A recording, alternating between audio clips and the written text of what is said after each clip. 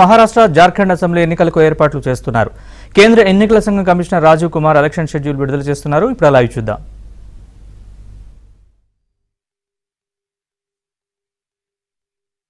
मेरा सवाल ये है कि ईवीएम को लेके पहले भी आपने बयान दिया है, लेकिन एक बार फिर से ईवीएम को लेके शिकायतें विपक्षी दलों ने हरियाणा को लेके की है, बैटरी को लेके शिकायत की गई है।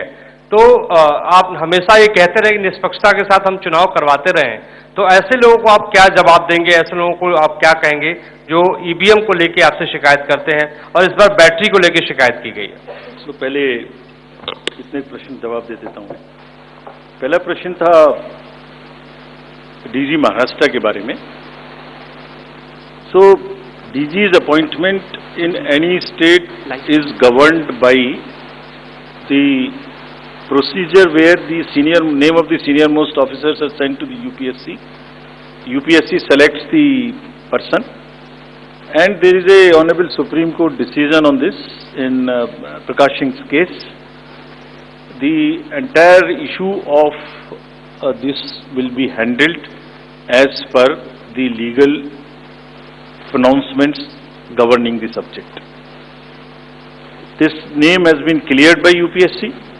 But however, exactly what has been dictated, what has been ordered in this Honorable Supreme Court's order, this case will be handled according to that. Somebody asked about 2 phases in Jharkhand and 1 phase in Maharashtra.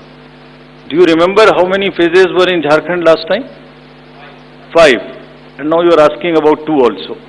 There are factors in Jharkhand which are about the Naxal areas and others. There are concerns, therefore there are 2. And Maharashtra was 1, it is 1. Exit polls. Actually, I didn't want to touch this subject, but since you are asking,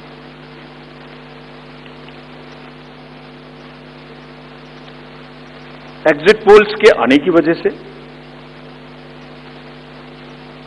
exit polls के एक expectation set करने की वजह से एक बहुत बड़ा,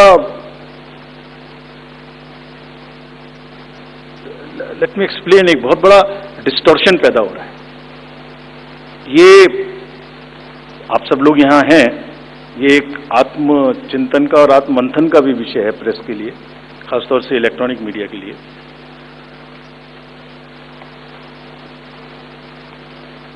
पिछले कुछ इलेक्शन से 2-3 चीजें एक साथ हो रही हैं, अगर हम उसको पूरे कैनवस को एक साथ देखें तो, और ये सबके लिए समझना जरूरी है। पहले एक एग्जिट पोल आता है जिसकी हम उसको गवर्न नहीं करते, जो एस्टेब्लिश्ड रिजीम है, स्टैट्यूटरी एंड जुडिशियल रिजीम, उसमें हम उसको गवर्न नहीं करते। लेकिन एक खुद के आत्मचिंतन की जरूरत जरूर है कि वो उसका सैंपल साइज क्या था, उसका सर्वे कहाँ हुआ, उसका रिजल्ट कैसे आया। अगर मैं उस रिजल्ट से मैच नहीं किया तो मेरी क्या रिस्पॉन्सिबिलिटी है, कहीं कोई डिस्क्लोजर्स हैं कि नहीं है, ये सब देखने की जरूरत है बहुत सख्त। There are bodies which govern this, there is NBSA, there are other bodies which self regulate, and I am sure the time has come that the associations, bodies which govern will do some self regulation, because इसी से जुड़ा हुआ दूसरा विषय है जो कि बहुत ही इंपॉर्टेंट है। जिस दिन पोलिंग खत्म हुई उससे रफली 3rd डे काउंटिंग होती है, तो आज शाम को 6 बजे से एक एक्सपेक्टेशन राइज हुई। सबने सोचा ये होने वाला है, जिसका कोई साइंटिफिक आधार, जिसका कोई लीक पब्लिक में डिस्क्लोजर में नहीं है। जब काउंटिंग का समय शुरू होता है तो 8:05 और 10 से रिजल्ट्स आने शुरू हो जाते हैं, जिस नॉनसेंस। आप बताइए, मेरी पहली काउंटिंग 8:30 बजे शुरू होती है और हमारे पास प्रमाण है इस बार कि 8:05, 8:10, 8:15 पर आने लगा इतने की लीड, इतने की लीड, इतने की लीड, इतने की लीड। ऐसा तो नहीं है, I am just posing question, we are not gone into this, but ऐसा तो नहीं है कि एग्जिट पोल को जस्टिफाई करने के लिए वो शुरू में ट्रेंड्स आ गए।